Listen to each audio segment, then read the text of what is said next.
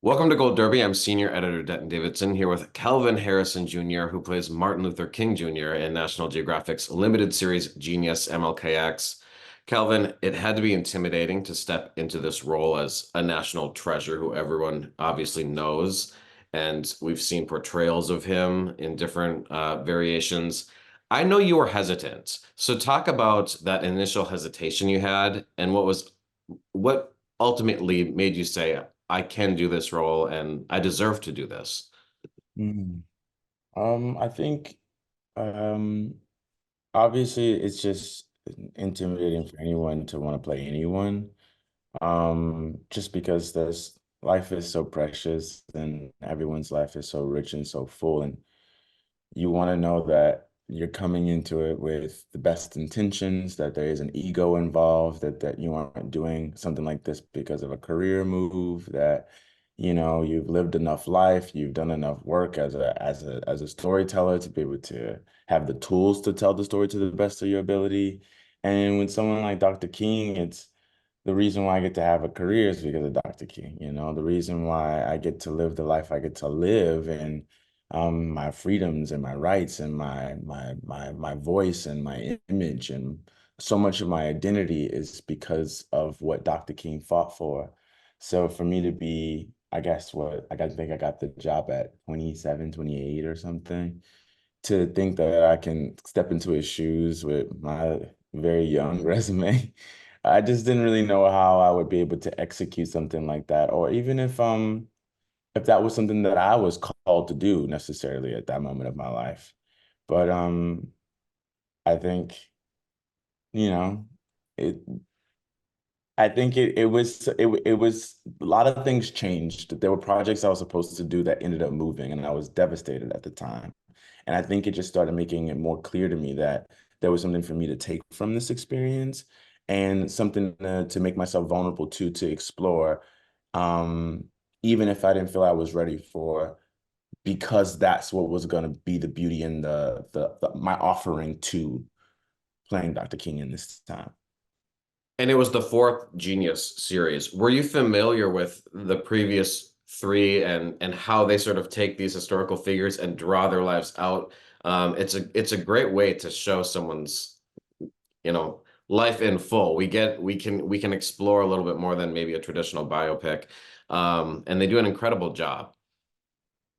Yeah, I think that's what's so cool about the series, though, is the fact that give you time.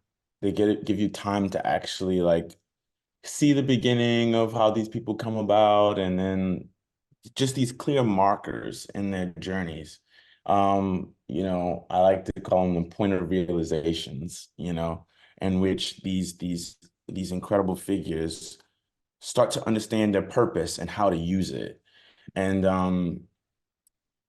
but what I love about this particular series too is that it humanizes them in such a real way. Because a lot of times we look at them as like the statues of them or the holidays and these larger than life concepts, instead of them as men and women. You know what I mean? And to be able to take it and kind of go, oh man, like my guy was like someone's son, and his dad was kind of tough on him at times, and he was still trying to figure out like what love looked like. Does marriage make sense to me? Do I want to stay in the pool hall and like run game, or do I want to like, actually build a legacy? And am I doing it because I want to get away from my dad, or am I doing it because this is something I really desire? Do I really want to be a pastor? Do I really want to fight for my people? I'm angry, I'm frustrated, I'm bitter, but at the same time, that's not who God called me to be. Where's my faith? How is it tested? Like these are things we literally deal with every day, all day. And to have a show that is interested in exploring it, and not just for pure entertainment, but just to like honestly make us feel a little bit more comforted in our own power and our own insecurity, and sometimes makes us feel more courageous because we get to see Dr. King do it or Malcolm X do it, is pretty sick to me. So, man, I love this show. I love Genius. Yeah. And that they were real people. I mean, he was a smooth talker. I love that first episode where he's kind of like trying to smooth talk Coretta and she's not having any of it. And I think that's probably what drew her to him or him to her even more. Um, talk about that a little bit. And as you were preparing, getting his speech patterns down, not just as an orator and a preacher that we all know him as, but someone at home too. It's different people. Hmm. Yeah, because we started with looking at obviously the speeches and the more performative versions of it. And I actually ended up finding his like report cards from seminary school, which actually was really informative for me because then I started seeing the different courses he took to kind of become Dr. King as we know him now.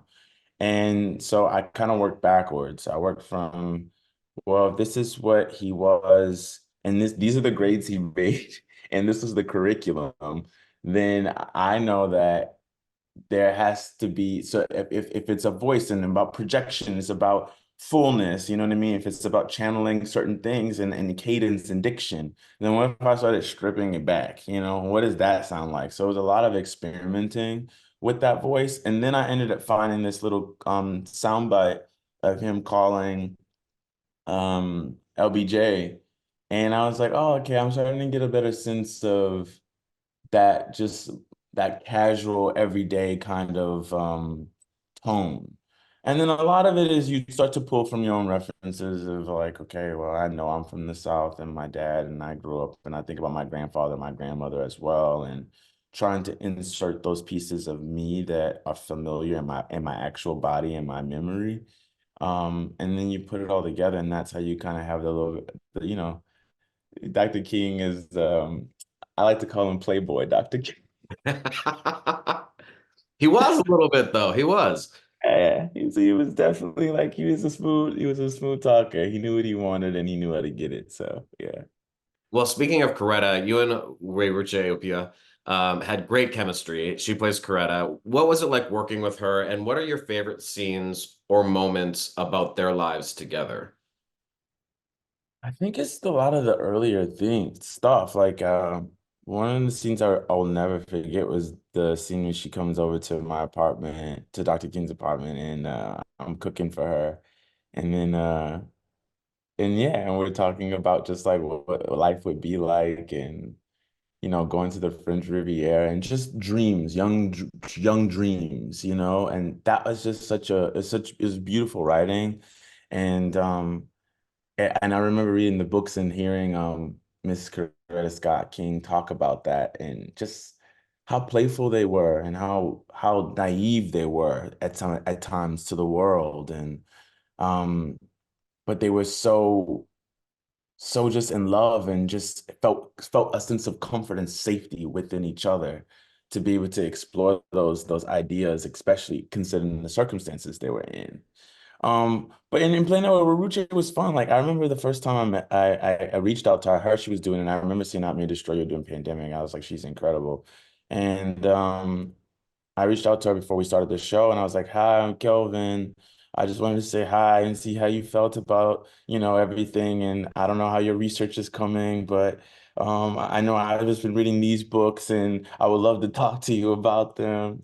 And she was like, okay, call me. And she called me and immediately she just went, she was like the biggest laugh. And she just started laughing. She's like, you're funny. She said, I was she said, you're such a nerd. He's like, you're really calling me about like you want to talk about work immediately. Like, ask me how I'm doing or something like that. She's like, you're just excited to talk about these books and everything.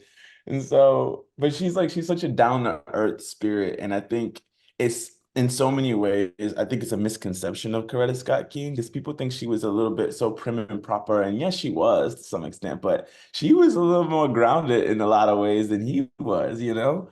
Yeah. She felt all 10 toes on the ground. And Ruche brought that element to our relationship and kind of kept me in check, you know.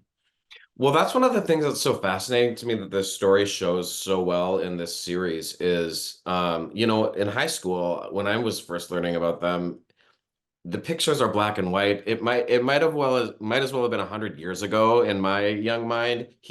I felt like he was 65.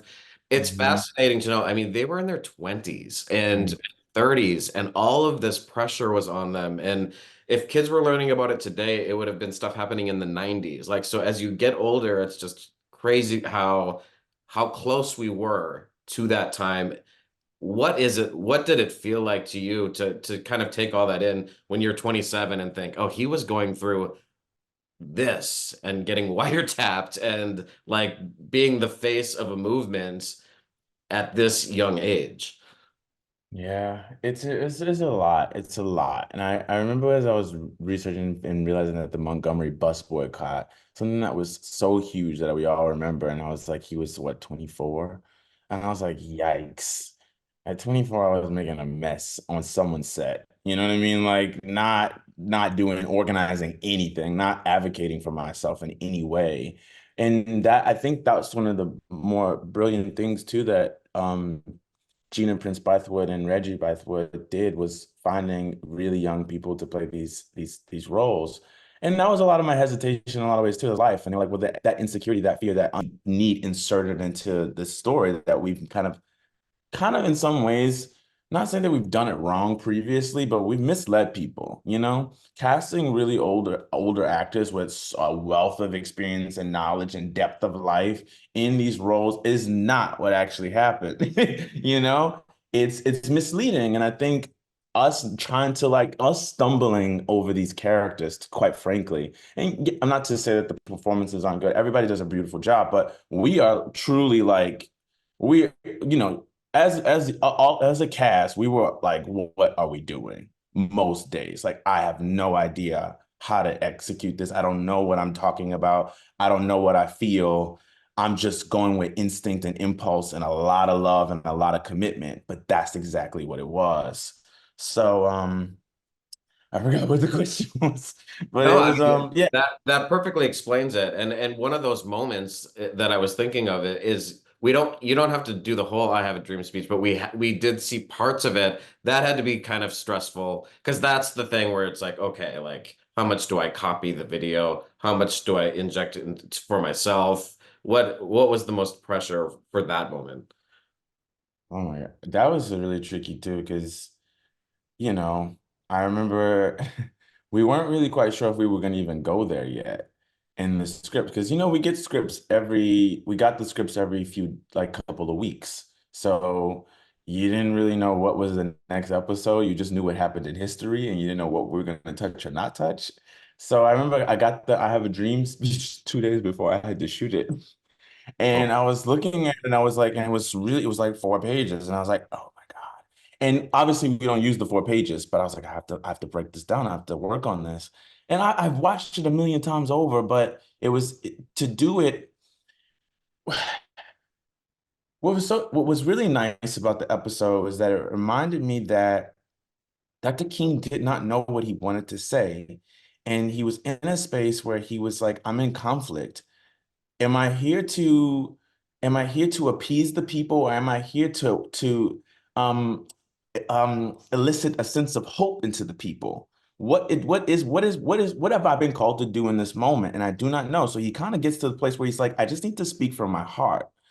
And on that day, and you know what was so crazy about the day before? I had lost my voice the night before because I was like freaking out and my nerves was getting the best of me. And I texted everybody, I was like, I can't do it. I can't do it. And I think I started getting a little bit too in the whole Dr. King space because like I know he was having the paranoia. I was like, I can't do it. I don't know what to do. I don't have a speech. I'm a failure. I'm not smart enough. I don't know how I got here. The imposter syndrome was on 20.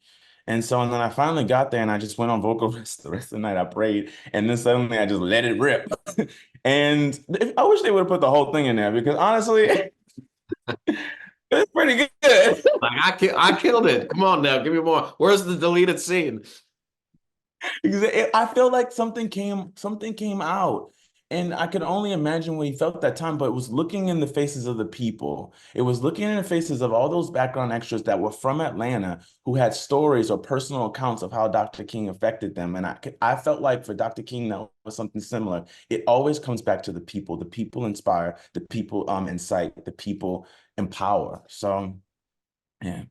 What was it like when you saw the show come together? Because you're kind of filming two different shows. You and Aaron Pierre, who plays Malcolm X, have like one scene together, and then I mean, you see each other on screen on TV like w once in a while. But what was it like for you to see their lives sort of parallel each other in that way, and the way that the producers and directors and writers just wove it all together. Oh my gosh, it was really cool. I didn't really know how we were gonna pull the show off, but one of the things I was most excited about was being able to see both of their stories and how they overlapped. And I think I saw a little bit of the outlines, and I was like, wow, I didn't know that much about Malcolm X. So to, or Dr. King for that matter, but I knew more about Dr. King than Malcolm X. But to have um that point of reference of like how they kind of just were on a similar trajectory was just really profound. And then I was really excited to work with Aaron, even though I was gonna work with Aaron. But and I because I think he's a wonderful actor and he does such great work on this. But we never crossed paths on set or anything like that. We would meet up every now and then and just talk about what the mission statement of what we were doing was, and just to continue to grow to show up as young men and lead the sets. That was the only our only reference point in terms of trying to understand as much as we can the responsibility of Dr. King and Malcolm X was, well, we have leadership roles here. How are we making sure the crew is satisfied and taken care of? How are we making sure we're taking care of our mental health? How are we making sure that the leading women are feeling like they're heard and supported, and bringing it back to our real lives to incite a point of reference into Malcolm X and Dr. King, and yeah, yeah. Well, how are you doing? Because your career trajectory, I mean, Chevalier was one of my favorite films last year. Your performance was just tremendous in that. Prior to that, you had BB King and Elvis, the fantastic indie Waves, Trial of the Chicago Seven, Luce. I mean, you just keep going up, up, up. I wanted to know what your first credit was, and I went back and looked, and it was victim number two in 12 Years a Slave. No name. So talk about just kind of rising. And then here you are now with these beautiful roles. What has this been like for you as an actor? Um, it's been really beautiful. I mean, yesterday I was on set and I'm so emotional right now in this point in my life, I think. I don't know why, but I just am shocked. I'm like shocked. Shocked that I actually get to work. Like I was in New Orleans and I'm sorry. But I was in New Orleans and I was just kind of like I didn't know what I was gonna do. My parents were musicians and I thought I was gonna do music, and I went to school for marketing, and you just never know what you're gonna end up doing. You don't really know what your gifts are in life. And I think one of the reasons why I also wanted to do this show is because it was a story about somebody that didn't really know what the calling was going to be, but they knew they had a larger calling for their life. And I felt it. I always felt there was something really beautiful about what I could offer. I love people. I love storytelling. I love psychology. I just have loved it. I love play. And in a small town, and as a Black person, it feels so limited. Your options feel so few. So to be able to step outside of New Orleans, where most of the kids I grew up with, a lot of the kids in middle school had passed away because they were in gangs or something crazy happened to them or violence. There's just the environment I grew up around was so specific. And for me to be outside of it and like, I'm so sorry. And just be able to meet the people I've been able to meet. And I'm going to the studio with Pharrell today. You know what I mean? I'm about to go record more. I'm like, what? I'm just like blown away, and I'm grateful and I'm proud of myself. And I hope I'm, I hope I'm doing I hope I'm working at the best of my ability. That's all, you know? When you get opportunities like this, you can't take them for granted. So I try to show up and I work really hard. And I hope people understand that, like, I'm really grateful for any support that I get, even you wanting to talk to me about this today. And I'm just grateful.